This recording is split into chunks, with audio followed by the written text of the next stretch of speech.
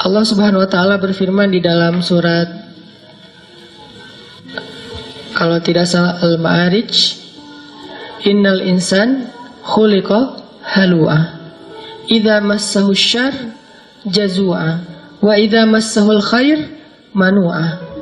Manusia itu labil. Idza massahu syarr jazua wa idza massahul khair manu'a. Emang kayak gitu. Manusia itu labil. Terus recovery kelabilannya tuh kayak gimana? Ternyata recovery itu akan cepat dan bertahan kalau kita belajar yakin dan berpegang teguh kepada Allah. Cepat recovery-nya, teman-teman. Para sahabat Nabi itu, gimana pun mereka soleh, mereka tetap manusia, kadang emosional juga, tapi recovery-nya cepat. Contoh, Abu Bakar pernah sakit hati sama keluarganya, ada saudaranya yang memfitnah Aisyah. Dia nuduh Aisyah itu selingkuh.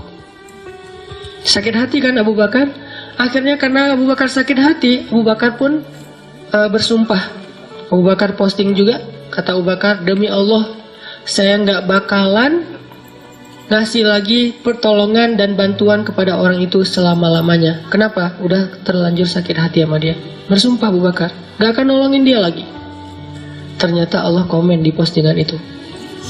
Apa komenan Allah? Janganlah seseorang yang diberikan kelebihan harta di antara kalian, surat An-Nur, bersumpah untuk tidak membantu saudaranya. Maafkanlah, berlapang dadalah. Tidak sukakah kalau kamu Allah mengampuni dosa-dosamu? Ala tuhibbuna ayyaghfirallahu lakum?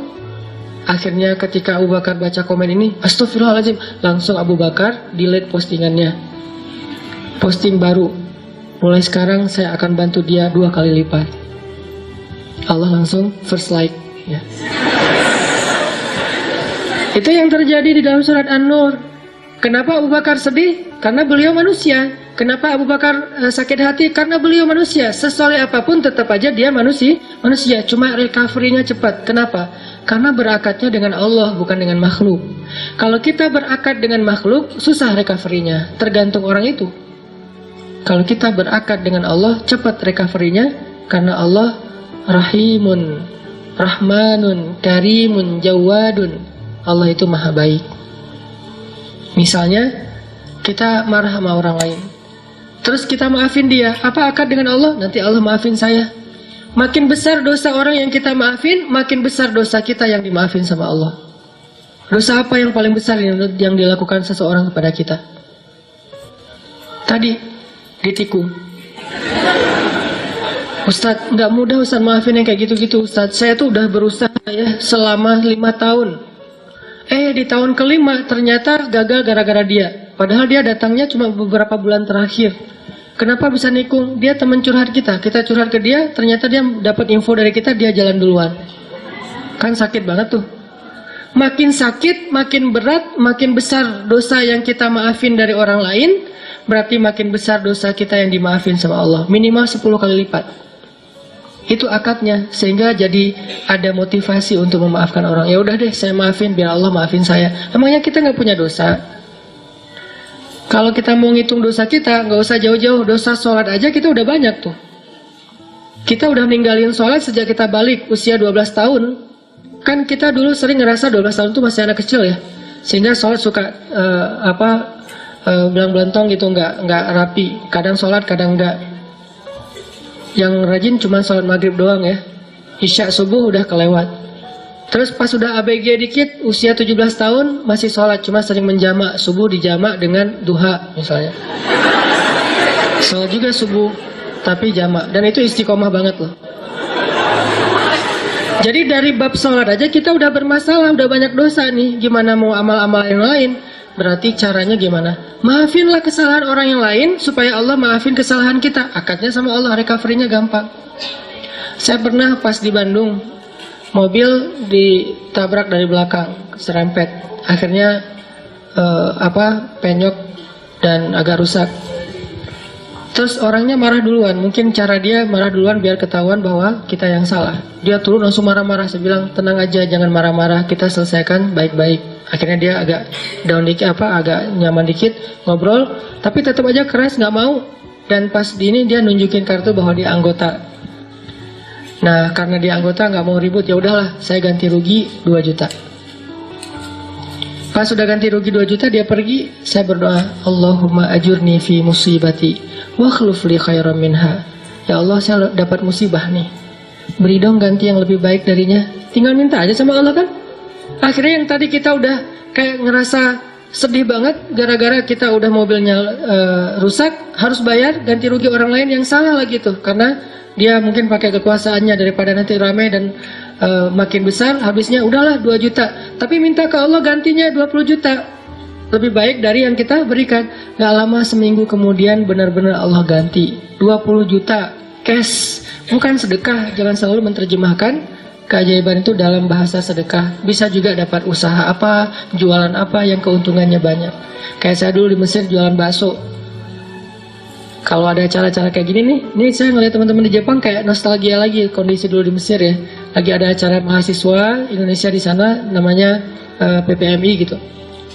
Saya jualan bakso, tapi saya nggak bisa bikin bakso, teman yang jualan. Terus saya bilang, ya udah kita bagi hasil aja ya, bagi 2, kamu 30%, saya 70 gitu. Dia mau, alhamdulillah dia bikinin, terus saya ini jual. Terutama buat acara mahasiswa Malaysia. Kenapa? Karena menurut saya orang Malaysia nggak bisa ngebedain bakso yang enak sama yang enggak. Soalnya di Malaysia nggak terlalu banyak kan. Kalau di Indonesia kan banyak tuh bakso. Akhirnya jual ke Malaysia. Nggak terlalu enak juga, mereka, wah enak Pak Cik, tak apa-apa gitu ya. Udah jualan. Kalau orangnya enakan. Orangnya nyaman gitu, saya kasih baksonya banyak. Kalau orangnya mukanya agak-agak kurang nyaman, kasih aja 2 lah. Nggak usah banyak-banyak datang. Pak Cik, mau bakso? Oh ya, kasih 10. Datang lagi, diam-diam, mau apa? Bakso, kasih 2. Pas, kok beda? Beda bangetnya. Wajahnya beda gitu. Kalau yang datang mace 15 lah gitu ya. 15 mace, 15 mah. Untung nggak? Untung tetap alhamdulillah. Jadi kenapa? Karena kita berakatnya kalau hilang sesuatu Allah yang ganti. Saya pernah mau acara sholat tahajud malam-malam. Acaranya jam 2 malam, saya baru bangun jam 2. Telat kan, akhirnya panik, nyamber HP, jatuh, pecah layar depannya, udah gak bisa kepake. Itu HP sekitar harga 2 juta lah.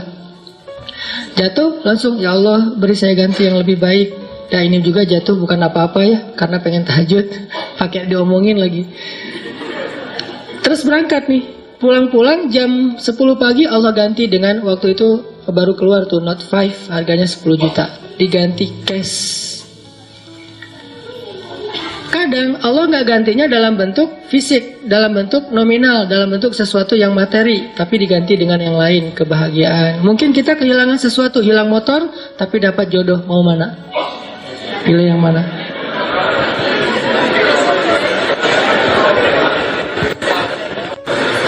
Jadian nih gara-gara nikmat hilangnya motor. Pas ketahuan kita nggak punya motor, putus lagi.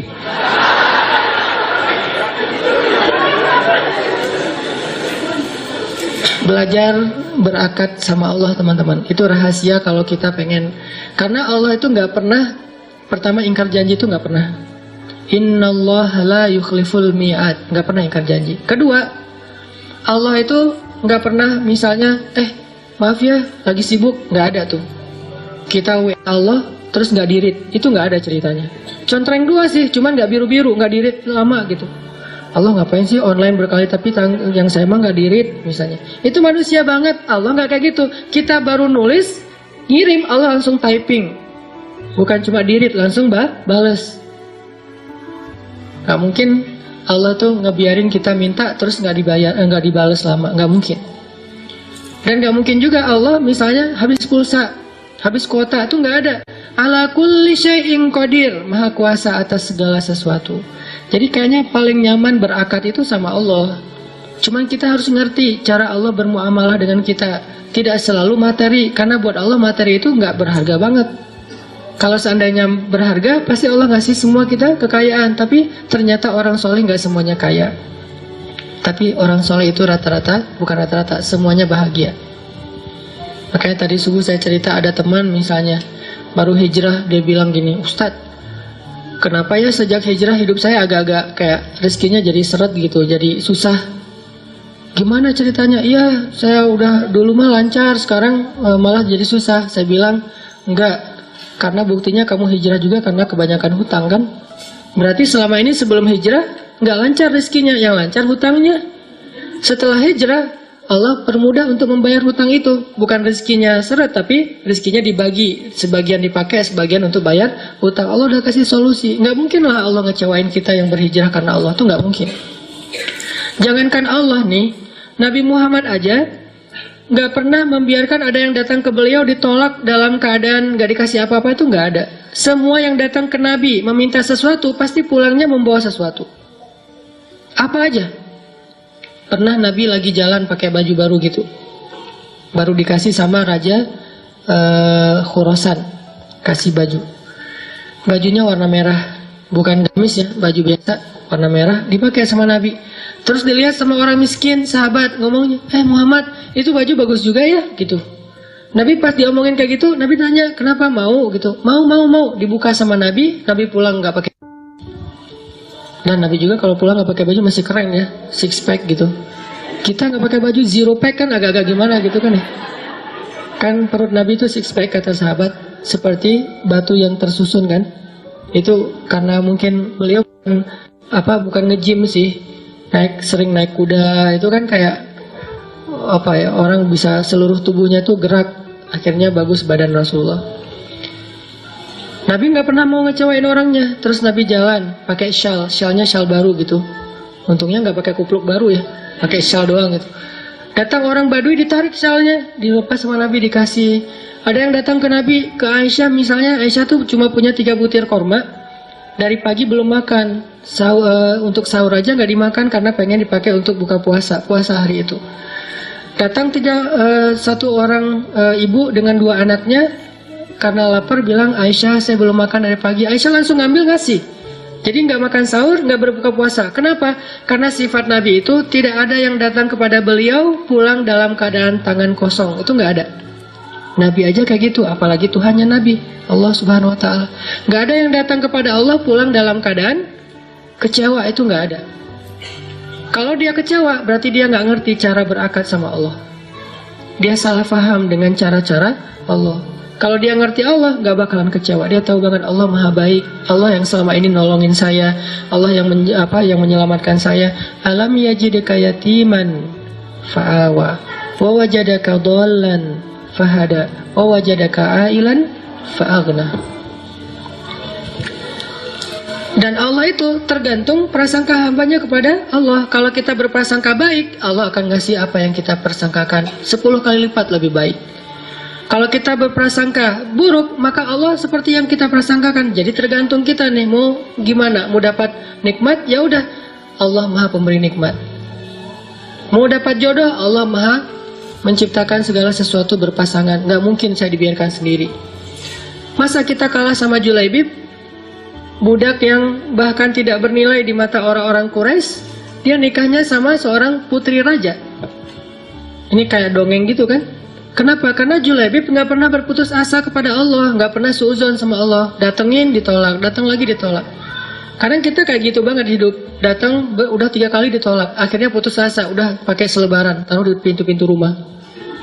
Mau nggak nikah sama saya? Siapa yang mau tolong hubungin nomor telepon ini. Kalau nggak mau jangan dibalas udah. Ternyata dari 100 selebaran nggak ada yang nyangkut, karena kita naruhnya di rumah kontrakan yang belum ditempatin. Wah. Ini maksudnya husnuzon sama Allah. Jangan suuzon. Begitu kita husnuzon sama Allah, baru berbaik sangka. Kadang-kadang kita baru membatin, Allah udah kabulkan. Di Bandung tuh banyak tuh kejadian kayak gitu. Hal-hal yang menurut saya dulunya terjadi di zaman para ulama, sekarang terjadi di zaman kita. Kok bisa ya? Mirip dengan kisah Imam Ahmad bin Hambal yang datang ke Basroh gara-gara ada yang beristighfar kan di Basroh. Itu terjadi loh di Bandung dengan saya. Suatu hari saya datang ke masjid markasnya Pemuda Hijrah, Masjid Al-Latif di Bandung. Ada rapat gitu, kita sering rapat. Terus karena macet saya nggak mau naik kendaraan sendiri, pesan ojek online, berangkat dari pagi sampai sore. Di masjid itu saya sholat zuhur dan asar ngimamin, karena lagi ada saya di situ, ya udah sekalian ngimamin. Pas sudah selesai asar, udah beres semua rapat, saya order lagi, ada yang ngambil ojek online, jalan. Di tengah jalan orangnya ngobrol, "Mas, suka sholat di masjid itu juga?" Saya bilang, "Ya, sesekali." Saya bilang, "Iya ya, masjid itu ramai sekarang, anak-anak mudanya luar biasa itu masjid. Saya juga suka sholat di situ," kata dia. "Itu ada tuh imam muda, siapa namanya di situ teh? Muzammil." "Iya ya, Muzammil tuh suaranya bagus ya." "Ya, alhamdulillah." "Mas suka ikut talim juga di situ?" "Kadang-kadang," saya bilang. "Oh iya hebat, itu taklimnya rame banget tuh. Ada juga tuh ustadz siapa gitu yang suaranya kayak cewek," kata dia. Saya mulai nih, nyari masalah nih tuh. Tapi saya senang dengar boosternya YouTube segala macam, gurunya Muzammil, siapa ya namanya? Siapa? Hanan? Iya Hanan gitu, itu luar biasa. Mas suka dengar ceramahnya juga? Suka. Dan saya nggak bohong kan, karena emang saya kadang-kadang dengerin booster, 1 minute booster itu juga kayak dapat hidayah. Dapat hidayah dari diri sendiri. Saya dengar, Masya Allah nih Ustadz enak juga ya ceramahnya. Saya kayak dapat hidayah dari ceramah diri sendiri. Kayak misalnya ceramah tentang diri, ngereject Allah. Allah manggil, reject. Sehari 5 kali kita ngereject Allah, tapi Allah nggak pundung. Kita baru mungkin ngerasa kayak belum dikabulkan doa aja udah pundung fisabilillah. Kan banyak yang pundung fisabilillah. Pundung di jalan Allah kan banyak tuh. Allah nggak pernah pundung, itu bikin saya, iya ya Allah sering kita reject tapi nggak pundung. Datang lagi besok, datang lagi lusa, datang lagi. Bertahun-tahun Allah manggil kita, seringnya kita reject. Rejectnya itu kasar lah gitu. Kok udah azan aja sih, kan kasar banget ya rejectnya. Nah itu saya bikin, oh Masya Allah nih ceramahnya luar biasa, dapat hidayah. Saya juga senang dengar ceramahnya, saya bilang, iya. Mas di situ jadi jamaah atau orang DKM juga? Ya ngurus masjid juga sedikit-sedikit. Dia mulai curiga gitu, ngeliat ke belakang dikit-dikit. Mas tadi yang imam sholat zuhur ya? Ya saya bilang. Asar juga? Ya. Mas ini namanya siapa gitu? Saya bilang Hanan. Hanan yang mana nih? Mulai oleng dia tuh. Hanan Ataki langsung wah gitu. Berhenti, rame, heboh di perempatan jalan. Coba semua orang ngelihat ke arah kita. Hanan Ataki, Masya Allah gitu. Dia langsung berhenti. Memang lampu merah sih, bukan gara-gara itu. Berhenti. Langsung berhenti terus ngeliat dia ngomong, Masya Allah, saya selama ini tuh sering berdoa. Ya Allah kalau ikut talim, saya pengen banget ketemu Ustadz itu, tapi jangan di taklim, yang berdua gitu. Gimana caranya? Istighfar, salawat. Ternyata Allah kabulkan sebulan doang loh. Dia kayak gitu. Sebulan kemudian Allah kabulkan. Saya order ojek online, dia ngambil. Akhirnya kita satu ojek berdua. Ngobrol sepanjang jalan, sampai ke rumah tuh heboh. Di rumah dia minta selfie, sampai ke tetangga pada ngeliat ada apa sih ramai gitu. Heboh gitu kan. Masya Allah ternyata dia berdoa dengan istighfar dan salawat. Allah kabulkan, bukan saya yang soleh, dia yang soleh, makanya doanya dikabulkan.